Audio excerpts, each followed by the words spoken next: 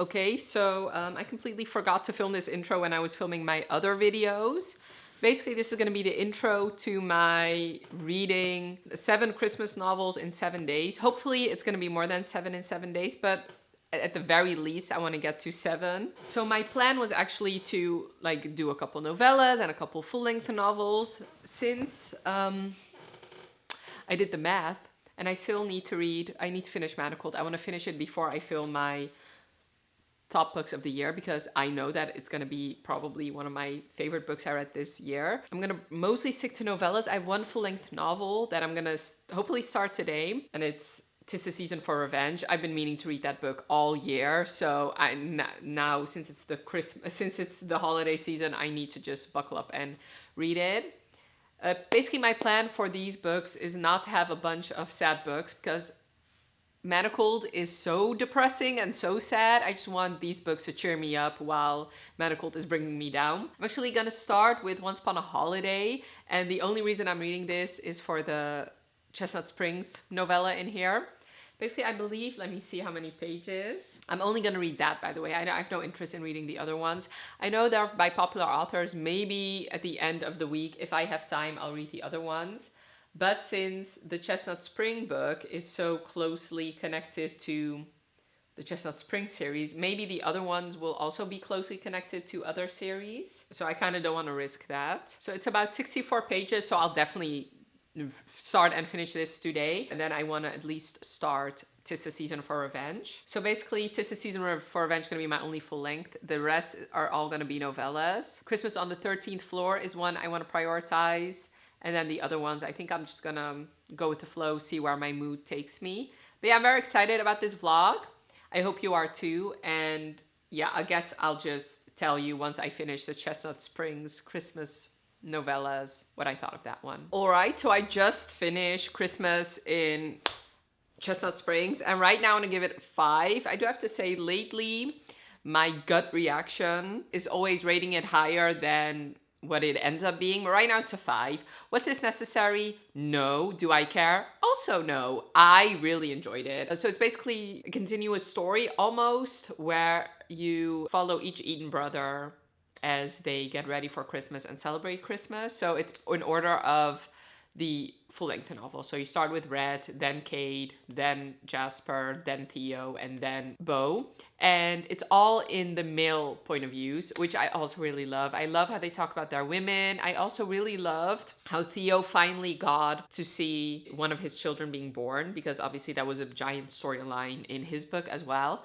I just loved it. It was so heartwarming. The only thing I would add is a little bit more Harvey, but the little bit of Harvey we did get, I also really loved. So yeah, this was just a good Christmassy good time. So this was free. If you follow Elsie on Instagram, she linked to it in her link tree. I'm not sure if it's still available, but definitely check out her Instagram and see if it is. The actual anthology, yeah, the actual book is called, actually you can see it right here, what it's called, Once Upon a Holiday.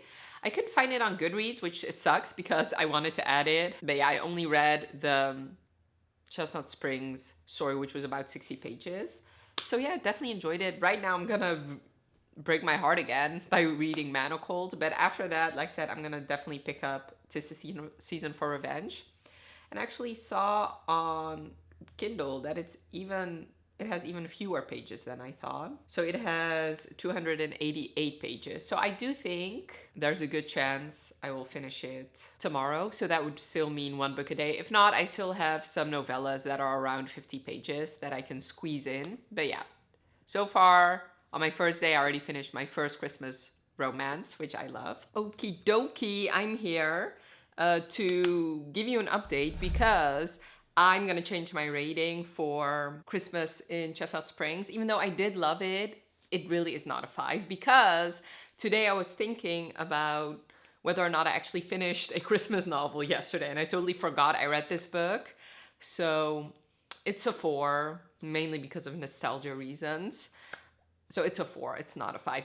If it was a 5, I would have remembered. And honestly, if this was not Elsie Silver and it was not Chestnut Springs, it probably would have been a 3.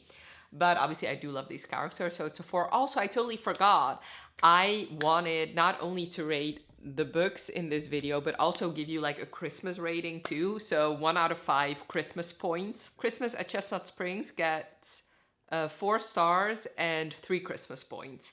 It was Christmassy. There were, but not every chapter was very Christmassy. Like Theo and Winter's chapter could have taken place at any time of year. Jasper and Sloane's chapter could have been during Christmas, but could have also been during any time during the winter. Same with Bailey and Bo's story. Yes, it was Christmassy, but it could have been any dinner, any family dinner, honestly. The first 2 chapters with Red and Summer and Kate and Willis, those were the most Christmassy, but 3 Christmas stars and a 4 overall. Now I started Tis the Season for Revenge, but I really want to finish at least 1 book a day, and I know I would have finished this Tis the Season for Revenge if I was not also reading Manacled. So I decided to read half of Tis the Season for Revenge and then start on another book. So I actually started and finished Ho Ho Ho by Rosie Adams. This was very short. It was less than 50 pages, so I flew through it. I was really enjoying myself. It was a fun, smutty time. I do have to say, I ended up giving it 3 stars and 1 Christmas point because this really could have taken place at any time. This was not Christmassy at all. The only thing that made it Christmassy was that she called her quest of just having sex with random men like her something reindeer, like trying out Santa's reindeer or whatever. Like I said, it's just not, like you can read this at any time. It's not really Christmassy. But 3 stars, I did enjoy it. Basically, this is a short novella about this woman whose husband has been cheating on her. So she dumps him and then she decides to she goes to this, basically this takes place during 2 timelines. Basically one timeline is of Christmas last year and the other timeline is Christmas this year. Basically last year she met this guy at a bar. He was the bartender and she basically dumped all her trauma on him, like about her ex and her plans of just having sex with random men, because before her ex, she was actually saving her virginity for the man she was supposed to marry. And then after he cheated on her, she decided, fuck that. I'm going to just bang whoever I want. So he, even though he's attracted to her and she's very attracted to him, he decides to encourage her to go and have sex with all these men just to, know what that's like. So even though she wants to go home with him that night, she decides not to. And then they actually randomly meet this Christmas and they decide to go for it. But before they actually do it, he wants to hear about her year of just like banging random men. So we actually get like alternate chapters of her telling him those stories and them also doing stuff. Like I said, it was fun. So it was 3 stars because this, I think I would have given it 4 or 5 stars if it would have been longer. This was just like a little bit too short for me. Like I wanted either more, I think I wanted both more to hear about her year, because I'm sure it wasn't just these 3 men that she talked about. I mean, in fact, I'm 100% sure because she also mentioned other men that she didn't really go into detail with. And obviously I also really wanted more of them together. So we got just like 1 sex scene and that's pretty much it. So I would have liked more interactions with them maybe like expanded it a little bit. So 3 stars, but I did definitely enjoy my time. I would recommend it. But like I said, you can really read this anytime. And then 'Tis the Season for Revenge. If I was not reading Manacled as well, I would have just flown through this because it's not that long. It's a little bit less than 300 pages, but I decided just to read half. So I read the first 140 pages and I'm really enjoying it. So it's the first 16 chapters that I've read. For those of you who don't know, 'Tis the Season for Revenge is about this woman who has been dating this very, very shitty man who has been putting her down about everything about herself. Like she's a blonde. Well, I mean, she dyes her hair blonde. He thinks that like she's too old for that. So she changed herself to suit his standards. So she dyed her hair brunette. She doesn't wear pink, even though that's her favorite color. He constantly berates her. He is embarrassed by her. She wants to be invited to his work events and he never takes her. One day, on Halloween, actually, he finally takes her to his Halloween party for work. She dresses up as like a bunny and he tells her that she's embarrassing and he dumps her because he's like, even though it's obviously a dress-up party, he thinks that is childish.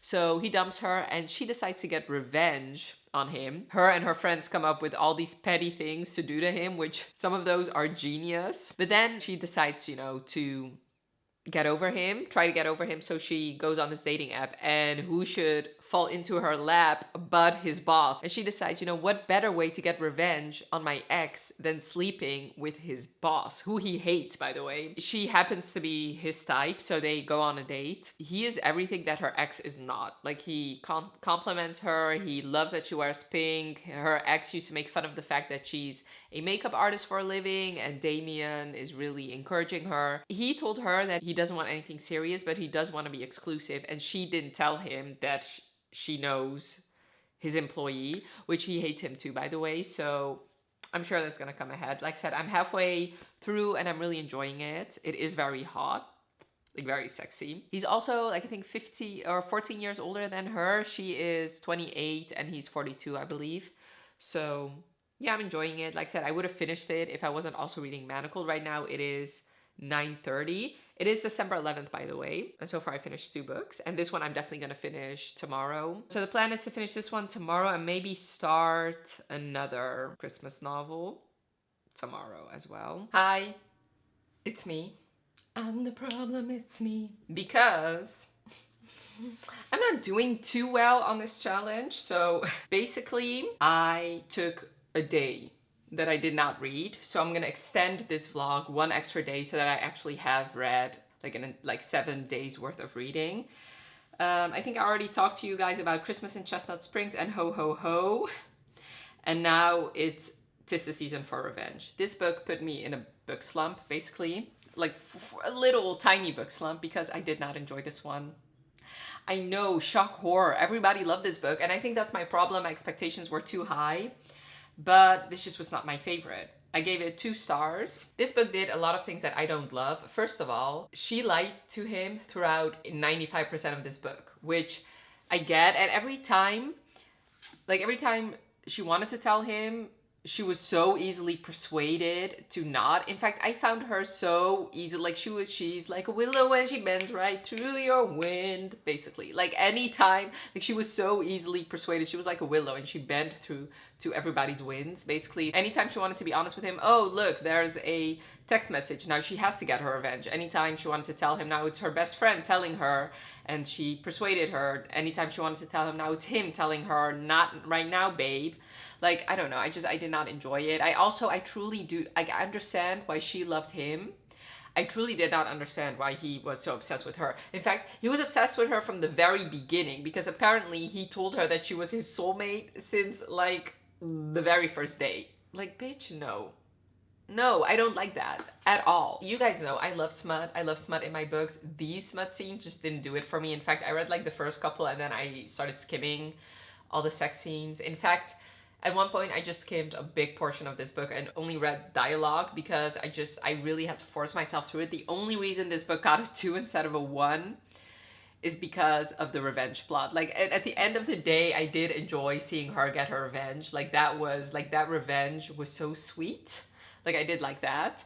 And I do have to say, once again, you guys know I love reading interconnected series in order, and this was so clearly a spin-off because any of the holiday scenes were all about that other series. That much was obvious. And one thing I also didn't love is this was not Christmassy at all. Like, was it like a holiday romance, as in it took place during Halloween, Thanksgiving, Christmas? Yes, I guess.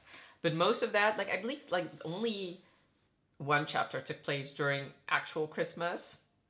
So yeah, it gets 1 star for Christmassiness and 2 stars overall. I didn't enjoy it. I had to force myself through it. Even though this was not that long, it took me way too long to read. I needed 4 days to finish this book. I do have to say one of those days were spent me not reading, but that was completely because of this book, because I was just not really enjoying reading for the time being. Moving on, Christmas on the 13th Floor by Leisha Ko. Leisha Ko always comes through. I love her holiday novellas, and I love this one too. It's this boss-employee relationship, and she despises her boss because he's rude to her. He always gives her tasks that she's barely able to accomplish because they're so outlandish and not really achievable. Now he's forcing her to attend this Christmas party that she also had to arrange everything for. Secretly, he's been pining for her and he's had a crush on her. And he's into BDSM, which almost all of these books involve some sort of BDSM type dynamic in a way. And he realizes, like, when he gives her orders, that like she's both a brat, but also she loves praise, and she's also really like, even though she's mouthing off, at the end of the day, the only thing she wants to do is please him. He infers all that while they're working. On the side, she's been writing articles and editing articles, and once somebody calls up for a reference for her, he decides to set everything in motion, and they have a smutty Christmassy good time. So I gave this one 4 stars, and it was a 2 on the Christmas scale because, yes, it took place during Christmas, but it was not overly holiday. It was just her setting up holiday things. But that is true for every single one of these novellas. Wow, I said that weird. Every one of these novellas, you can read them any time of year. You don't have to specifically read them during the holiday season. Although I do have to say, out of all of them, this one was the most holiday-ish. So I actually finished Christmas on the 13th Floor today. And then today I also started and finished When She Was Naughty. That was really easy because it was only 40 pages. So this is by Tessa Dare, which it has been a hot minute since I read a Tessa Dare novel. And I loved it. You guys know I really associate historical romances with this time of year. So therefore it always gets a little bit more points for me as far as like the Christmas scale. Basically, this is a Regency ugly Christmas sweater novella. Basically, her parents are rich, but they're not part of the aristocracy, and there's this earl whose cousin has been married into her family, so she has to be around him a lot, and she thinks he hates her, and she hates him too because she feels like he's correcting her all the time. He always looks down on her. She just feels like she gets the vibes that he hates her. So she decides to enact her revenge by making him wear this like ugly Christmas waistcoat, basically an ugly Christmas sweater. So he comes to the party and he's the only, and she tells him that it's like this Christmas tradition. Every man in her family wears them. So he shows up wearing it and he's embarrassed, so he ends up leaving, and then he confesses that he's been pining for her and that he just wants her, and every interpretation of her interaction with him was just wrong, which I love that. I love pining heroes, and this one was great. I gave it 4 stars, and it was also 4 on the Christmas scale because I did feel like the whole Christmas party, the fact that they were in the cold, the fact that this, like, even though it was short, everything, like, every moment in this book was some sort of Christmas thing. Either it took place during Christmas Eve or during Christmas Day. Like the ugly Christmas sweater aspect of it. And plus it is historical romance, which I feel like, I don't know, it just adds to the ambiance.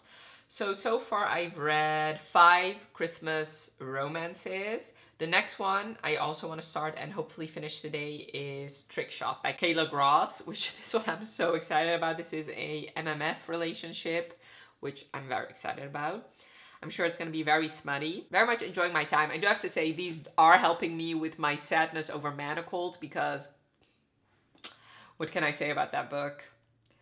I will have a giant Manacled vlog up. But yeah, these are very much helping me because I'm reading Manacled in between. So yes, I guess I'll talk to you once I finish Trick Shot. I finished 2 books for this vlog. And I'm in the middle of my last one, I think. So that means I wanted to do like 10 in a week. I decided to change this to 7 Christmas romances in 7 days. Technically, I read 8, but a couple of them were really short. Anyway, the first one I want to talk about is Trick Shot. Trick Shot is this MMF Christmas romance. You follow a girl named Riley whose flight to Seattle got canceled, and while waiting for news of that, she meets this who she thinks is a famous hockey player at the airport bar, and they really hit it off, and she comes home with him. She ends up sleeping with both him and his best friend. And eventually she realizes that it's not actually the hockey player, it's actually his twin brother. Basically, this whole story takes place during the night before Christmas and Christmas Day. And then like the epilogue. This I really, really enjoyed. Throughout the majority of it, I really thought it was going to be 5 stars. It ended up being 4 stars for me with 3 Christmas points, I guess. The reason it's 4 stars and not 5 is this only took place during like 2 days, and they were already throwing things around like almost love and the fact that Leo really needed her to finally confess his feelings to his best friend. I just felt like that was just too much in such a short time span.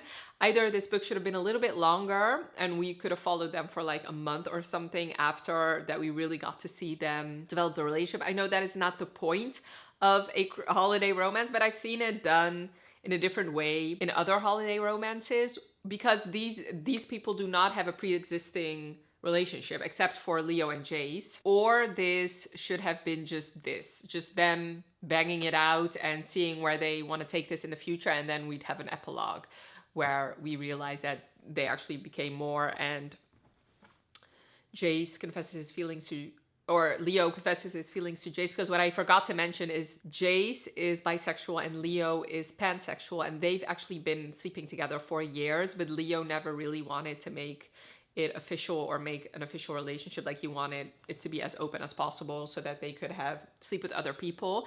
But now, having met Riley, she was like the missing piece of their puzzle, and now they finally get to be together. This was so hot. Like, I know Kayla Gross's other book, Done and Dusted, I think. Oh no, it was called Rein Me In. I knew that that was a cowboy romance, and obviously it's an indie book. I knew it was gonna have spice. I just didn't realize she would write such spicy scenes. Obviously this is an MMF. It's gonna have more spice than in a MF relationship, but I'm now very, very interested to read Rain Me In because I thought her spice scenes were immaculate. I also thought, you guys know, with MMFs, it's difficult because you're setting up not one relationship, but 3. I felt like the way she handled that was great. Like, I believed, like, every relationship. I believed Leo loved Jace, and like, he could be great with Riley, and I believe Riley could be great with all of them, or with both of them as well. Yeah, I really, really enjoyed it, and it was a good time. I do have to say, so I read this, I think I finished it yesterday, and today I was in the city and I had to do some stuff in the city, and anytime I saw like a Christmas ornament shaped like a tree, that like there was this scene that I just kept picturing. And I actually went to my parents, and my mom also has this like candle shaped like a tree, and every time I looked at it I just thought of this one scene. So yeah, I think this book has ruined me for like tree-sized ornaments. Now for A Festive Feud. This honestly is my favorite Christmas romance I read so far. This was perfect in my opinion. I gave it 5 stars and 4 Christmas points. This follows 2 people from families who've been feuding for 30 years. So you follow Emma and Jackson. The inciting incident is that they have a fight at this store where they're fighting over this nutcracker ornament, and while they're trying to get this ornament, they end up breaking $10,000 worth of stuff in that store, so they get sent to jail for the night. And the mayor is sick of these feuding family shenanigans, so usually the feud is basically that they have separate Christmas parties every single year, and the town is basically divided as to which Christmas party they have to go to. And like I said, the mayor is sick of their shenanigans, so he forces them to have a Christmas party together. So that forces these 2 in forced proximity. They have to arrange a ultimate Christmas party for the whole town. So they also hate each other because obviously they've grown up around each other. They went to school together. It's a very tiny town. But both of them have been attracted to the other one, but obviously they could never be together because, first of all, they would never admit it. Plus, even if they did, they could never really be together because their families hate each other. But obviously this forces them into a forced proximity situation. They learn more about each other so that their preconceived notions have gone out the window, and it's their romance. I thought this was done wonderfully. I really loved the small town. I really loved both of them. I thought they had amazing chemistry, and even though in this book the spice starts very early on, it was very believable to me because they've known each other for so long. So it would make sense that once they finally are in such close proximity, the like sparks would fly. And I thought, once again, the spicy scenes were done very well. I believed in their romance at the end of the day. Like, I really believed that these 2 were attracted to each other, and I just like the way she wrote some scenes. I could picture it so vividly in my mind, and I really loved watching especially his family. I was very intrigued by his family. Hopefully she'll write more about this town, and hopefully we'll get to see his family, because I believe The first book, this is a series, the first book in the series doesn't follow either of their families, so I would really love to read more about one of his brothers. Yeah, I really, really enjoyed myself. And this was like a great Christmas romance. I would highly recommend it. And I really thought that like the whole feud thing, like the explanation of that was believable, and it was, first of all, entertaining, but also the way that got resolved, I thought was also done pretty realistically. I'm having such a good time reading these Christmas romances. I do have to say I'm a little bit burnt out on them. That's why I decided to just stop at the next one, because the next one is Wrapped Up in You by Talia Hibbert. This has been on my TBR for many years, and this is basically a friends to lovers. I'm about halfway through. Basically, you follow this girl in the UK, and her best friend, and it's almost like family. He's like a Chris Evans type character. Like he plays this Captain X, like this superhero guy in superhero movies. He's very famous, but he's always been pining for his best friend. But she kind of always kept him at a distance, and she's been married and divorced now, and he feels like now is finally my shot. But obviously their families are very closely connected. He's best friend not only with her, but with her twin brother, and like their moms are friends, and he always gets invited to the Christmas parties, and they are just like family. So he also, like, obviously there's a problem, or it could be a problem if they start something and it doesn't work out, since their families are so connected. I'm really enjoying it. I do have to say the main male character, he is not my favorite type of hero. He comes off as being a little bit dumb, which I know that's not the case, because, or I mean, maybe it kind of is. Yeah, I don't know. The way he's described is just, I don't know. It's just not my favorite type of hero. But I do really love Talia Hibbert. I've been missing her writing style. Talia Hibbert is hilarious, and there are already some hilarious inner monologues here. This is basically like a golden retriever hero and prickly heroine. And I'm thoroughly enjoying it. Right now I'm chapter 5 of 8, and then there's also an epilogue. So I do anticipate I'll finish it tonight, and then I guess I'll give you an update tomorrow. All right, I'm here to talk about my final book that I read and finish off this vlog. So I finished Wrapped Up in You by Talia Hibbert. It took me a little bit longer than I wanted. I actually finished it today. So technically it's, well, I mean, technically now it's, 9 books in 8 days. I'm not sure what I'm gonna name this vlog, however. Let me actually talk about Wrapped Up in You. So I ended up giving it 4 stars. This could have been a 5 because it had all the fixings of being a 5. I did really love them together. I love this friends to lovers aspect. I especially really, like I said, you guys know I love pining heroines, and she was the ultimate pining heroine, and it made 100% sense why he, once he does realize his feelings for her, that he cannot say anything because she got married, and then obviously the divorce and her mental health struggles afterward. But I do have to say, like, this was like a 150-page novella, and only like in the epilogue were they actually together. The rest, they were still like, anytime somebody was confessing feelings, something got in the way, and that happened one too many times for me to give it 5 stars. I don't need the couple to be happy together throughout most of a book, but at least give me like at least like 10 or 20% of me just enjoying them being together, and not in an epilogue sense.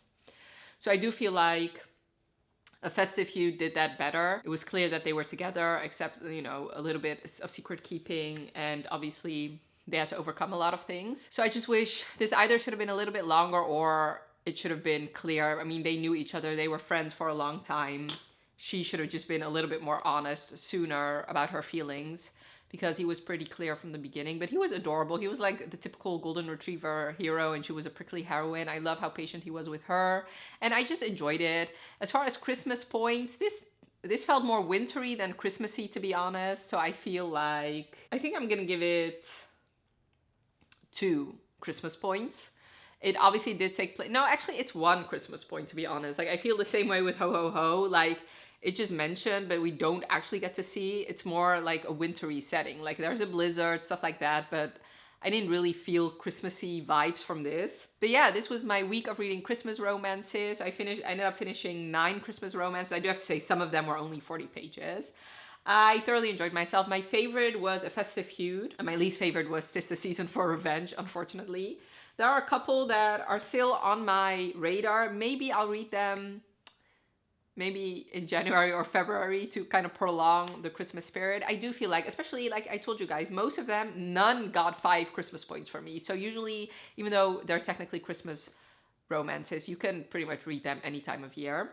But The Christmas Blanket is one I'm really interested in still. My Present This Year, that is a very short novella. The Mistletoe Motive, Set the Record Straight, Miracle on Ladies Mile, and Wreck My Plans. Maybe I'll get to them during this winter, and if not, then I'll definitely read them next year. Definitely let me know in the comments below if you've read any of the books that I talked about and what your thoughts were. And also I would really love to know what is your favorite Christmas romance that you've ever read, because I can just add it to my ever-growing list of Christmas romances. And I really hope you enjoyed this video. Definitely let me know by leaving a like if you did. And thank you so much for watching. Have a wonderful rest of your day, and I'll talk to you later. Bye.